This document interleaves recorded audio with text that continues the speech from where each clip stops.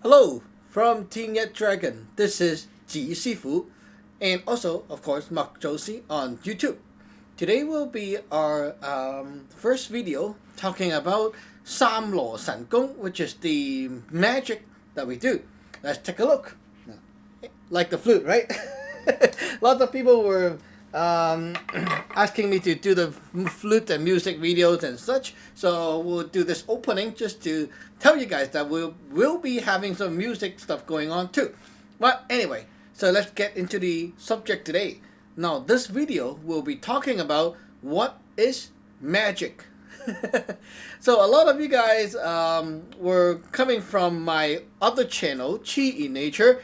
So yeah, that channel, usually you see I review guns, flashlight, all the technology stuff, you know, very fun, very modern, right? Now, all of a sudden you see Ji Sifu right here with the, holy cow, look at that, the nice robes and, you know, the altar and stuff like that. What is this about? And I got a lot of fans asking me about, what is this thing at the back right here? How come whenever you do videos you see this Chinese thingy and we don't know what it is about? Like, what is this? So let me talk about what is magic and also what it is this whole thing about. So this is our first video on this channel, the official video. So hope you guys like it. I'm not going to be very super serious, so you may find that I'm kind of funny as a, you know, magic guy, the first Asian magic guy on YouTube who will be talking about these things in a more casual way that you guys may like to watch and feel that it's kind of entertaining, you know, just to see me here talking about things like this, and it's just kind of fun, you know. Okay, so enjoy the show and we'll get into the meat right now. Okay, so let's talk about magic. What is magic? In Chinese, Cantonese, okay? I speak Cantonese, not Mandarin.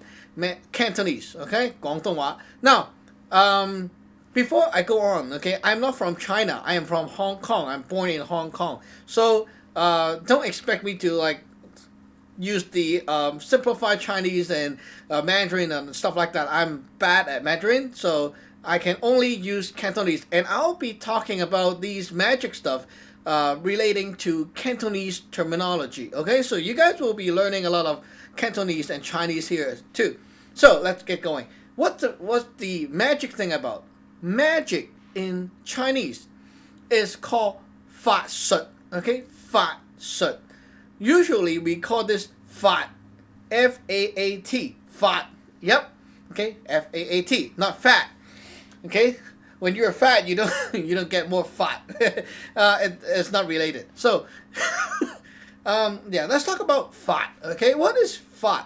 A lot of people do not understand what is real magic in real life, because, well, usually when we talk about magic, we relate to movies like the Harry Potter, whatever, Lord of the Rings kind of thing. Like you see wizard going, whoosh, whoosh, and then fireball here, fireball there, you know, that kind of thing. But no, actually, the real life magic is not like that. It's not that exciting, but it is exciting. It's interesting, but it's not really like fancy, exciting, that kind of thing. Okay, so what is magic?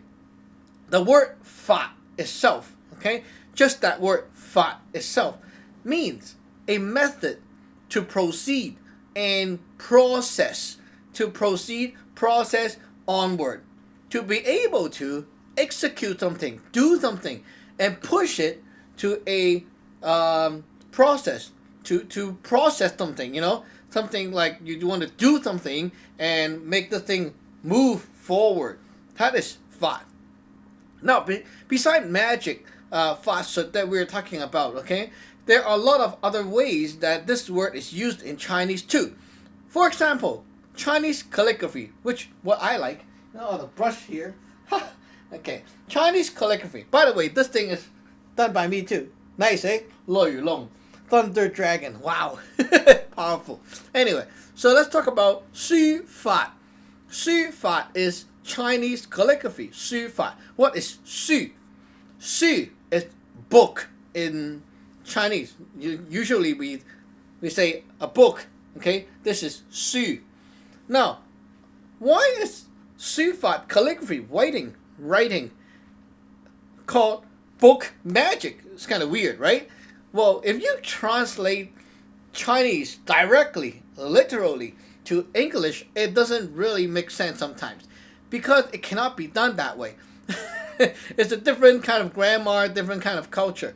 The word Sufat means the method, the method, the power, and the way of how you can push your mind, your thoughts and such, to a process, and process that thing onto paper through the brush, okay, through the brush, the medium, and write on the paper, and so that it is forming something for the other party, for an other person to read or look or see. Just look at it. It's not like you have to read the thing. You just look at it, and you can feel that your like the writer's thought, your mind, your feeling right away. Now that is Sufat. Typing is not a form of Sufat. It's not a form of Chinese calligraphy, even though you can write the same words.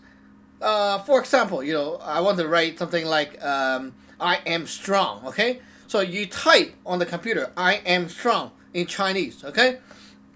So you print that thing out, and it looks pretty cool.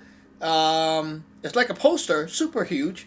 Put it on the wall. When you look at that, you don't feel the kind of strength inside, because it's not done by a person with feeling, with a soul, with the inside, the intention, and the real-time action, moving the body, executing with a proper way of moving the brush and stuff like that, forming the very tiny detail within the strokes, within the ink, the tone of the ink, and such like that. When we analyze Sufat, Chinese calligraphy, we take a look at the art piece up close, and you can see and feel the piece, the power coming out, if the artist has done it right. Like if the artist is like very sucky, of course you cannot feel anything. Or look at it and like, oh, cool. It looks like a computer printed stuff. But that's not art, okay? Art, you can look at it, you can feel it, okay? But one important thing is, the person looking or analyzing, trying to enjoy the thing, must also have their own stuff inside, the knowledge, the ability to sense, in order to sense that message or the thought or the power inside this piece of art. So if you are knowledgeable in terms of like being able to feel the message, the art, and stuff like that, because you also have the knowledge inside, you look at this art piece and you can feel right away what the artist is trying to bring out, the message behind. Maybe the word is just like saying the one word, strong. How strong?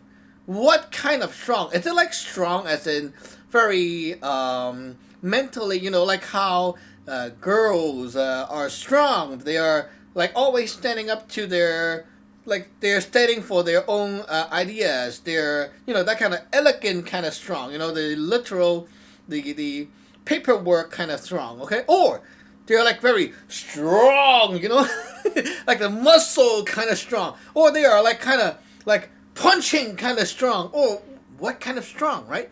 There's a lot of different style of strong. You can't be strong just by standing there, or you can be strong like a tree. Stand there. Every element that comes to you cannot move you. Now that is strong too. How strong? When you look at a piece of Chinese calligraphy, you can feel the kind of strong this person is trying to express through the piece of art. Now that is 書法, the way to proceed to process this through or via this, the brush, onto paper. By doing this properly, you can express, you can transfer your energy of thought through the medium to paper. The person who reads or look or even just get nearby the art piece, they can feel. They can feel right away because it's done with a method that can proceed, process, and transfer your energy from you right here and to the piece of thing. Now, the same thing goes to this, same thing goes to this. Okay? Magic is indeed a way that is similar to this, but it's much more complex. It's much more, you can say practical, but because we use it all the time, that's why it's practical. But yeah, it's beneficial to your life.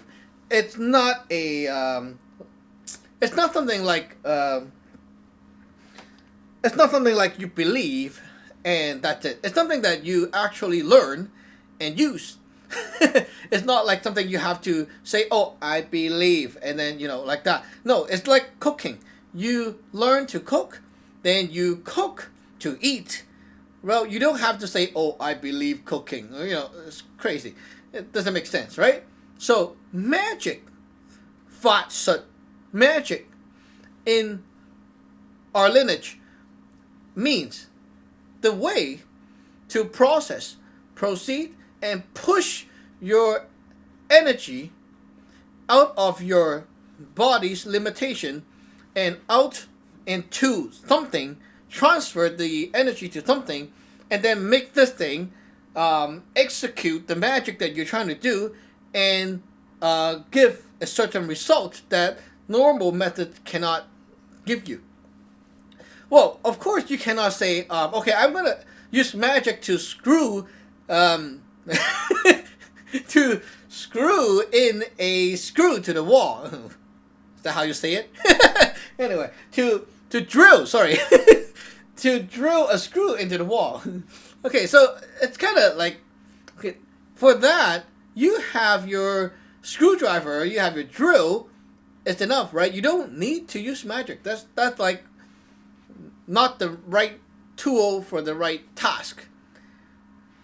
For our magic is for dealing with spiritual things, mental things, or things that have not been set to become real or become physical. Then you can use magic to prevent something from happening or to reduce the harm, the danger, or whatever that is about to come to physical form. So it's a lot of very interesting things here that we just talked about. Physical, non-physical. Things always go from non-physical to physical, right? You want to make scrambled egg. That is non-physical, right? You're just wanting. Now, to be able to put this, you want to make scrambled egg, okay? To be able to push this thing from non-physical to physical, you need a lot of things. First of all, you need intention. You have to want to cook. If you don't have the mood to want to cook, it will not come physical. But the non-physical ingredient is there, okay?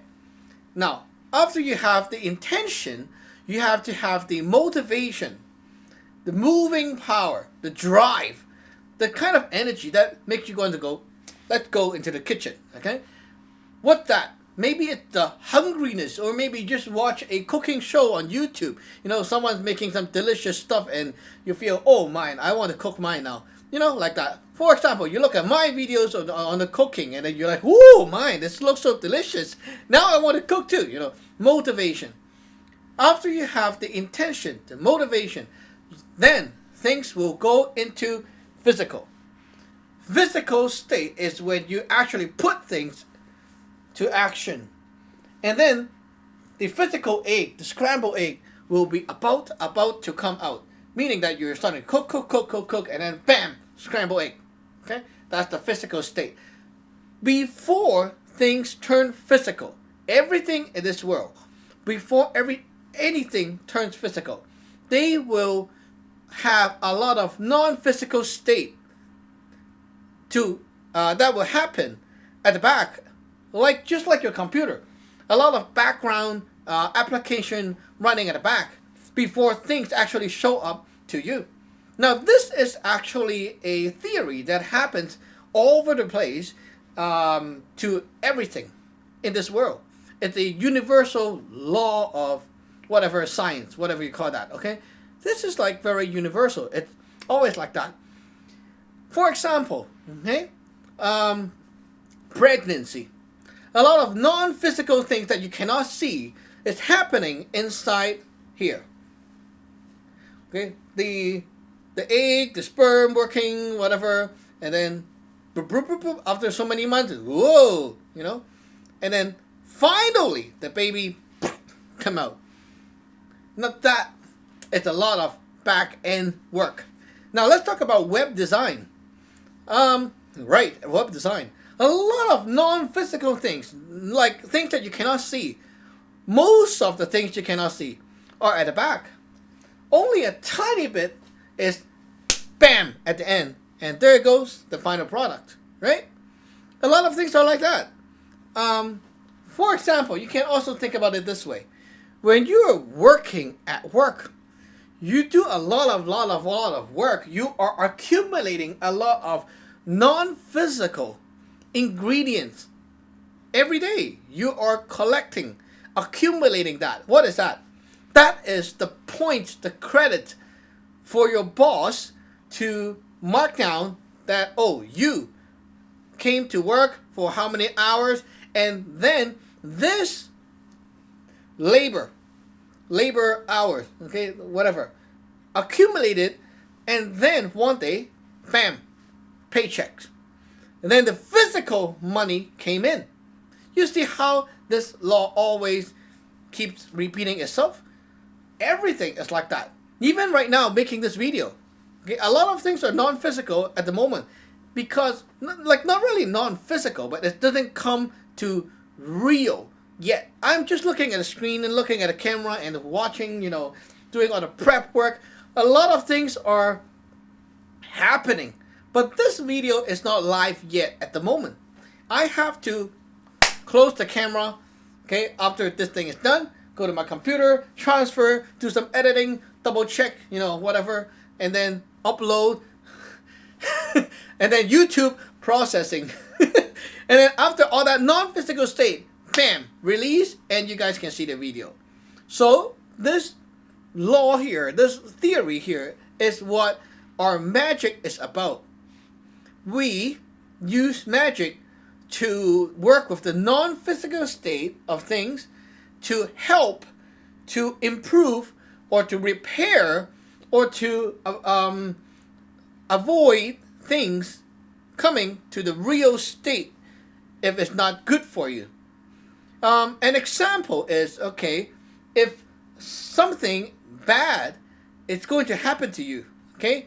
For example, say that you're going to be hit by a car, okay, for example.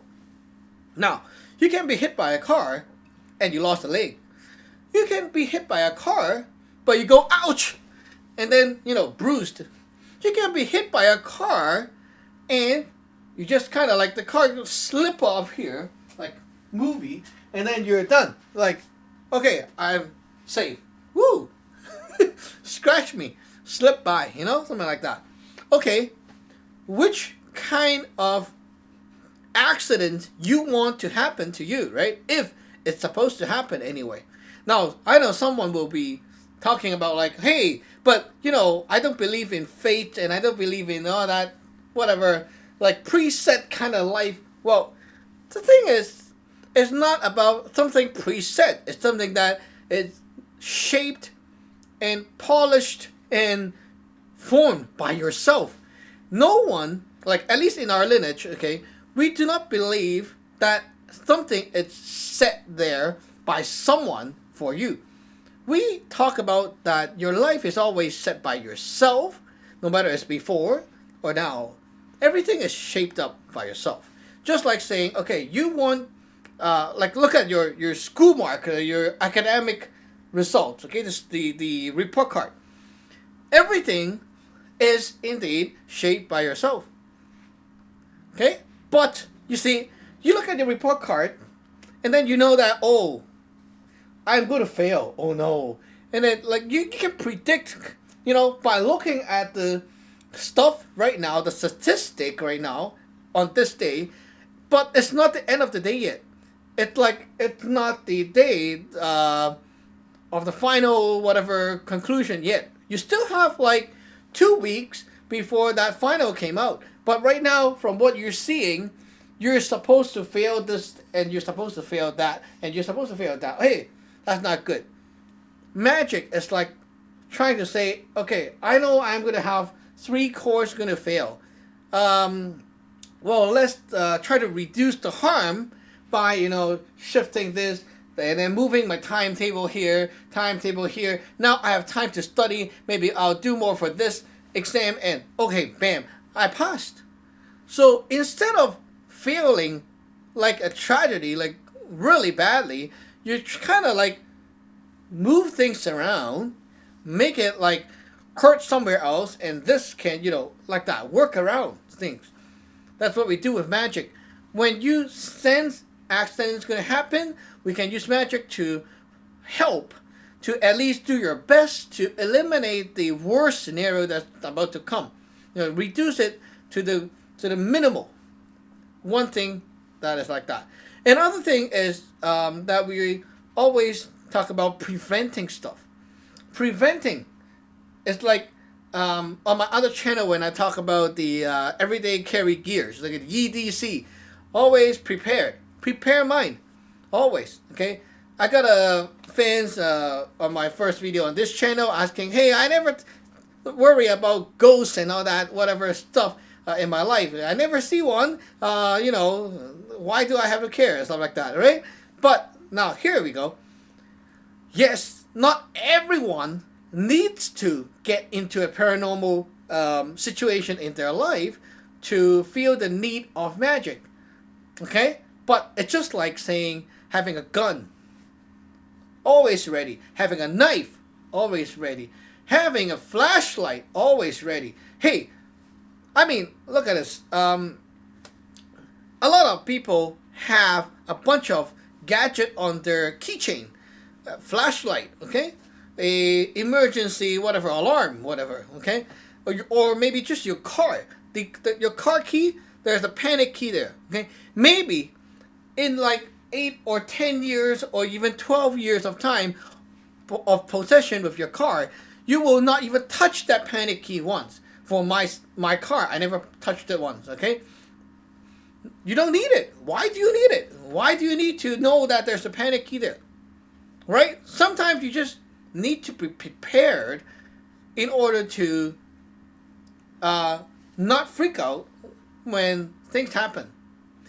So with magic is really one of those preparedness kind of thing, okay? So besides trying to avoid things that is not good, whatever that's going to happen, you're going to avoid or reduce it to the minimal. And other thing is to be prepared in case not only yourself, maybe one day your relatives, your friends, your child, your wife, your husband, whatever, got problems. What then? Okay? My disciples, usually, most of them who learn from me, are all from backgrounds with these spiritual encounters, and it's freaky. It's scary.